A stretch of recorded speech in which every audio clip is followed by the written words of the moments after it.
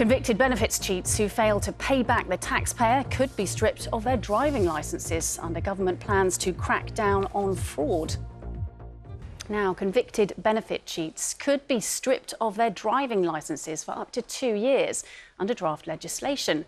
The bill is being introduced in Parliament today. It would also see officials have powers to recover money directly from bank accounts of those not on benefits but who owe the government. Ministers say they are turning off the tap to stop people stealing from taxpayers. Our political correspondent Jack Fenwick reports. That my right honourable At the budget 3 months ago, the Chancellor said this. I can today announce a crackdown on fraud in our welfare system. And today, we've had the details. The plans could see new powers to retrieve the bank account details of some benefit claimants and for government officials to recover public cash lost to fraud during COVID, as well as people who defraud the system to the tune of £1,000 being stripped of their driving licence. The government department responsible can already take away licences in cases concerning child maintenance, but a minister couldn't say how often those powers are actually used.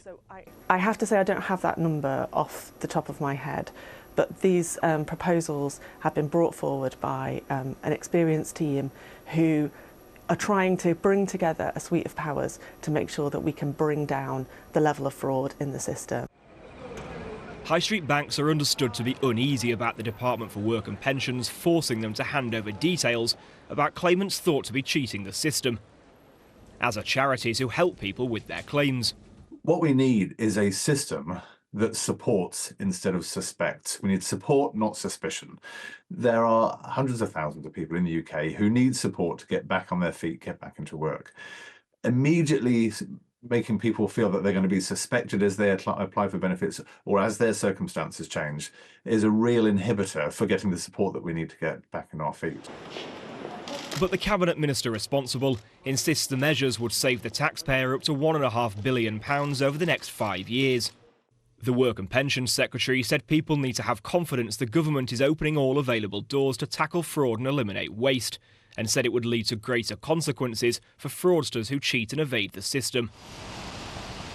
Those worried will be watching events at Westminster today in the hope of hearing more about when exactly bank account details might have to be shared. Jack Fenwick, BBC News, Westminster.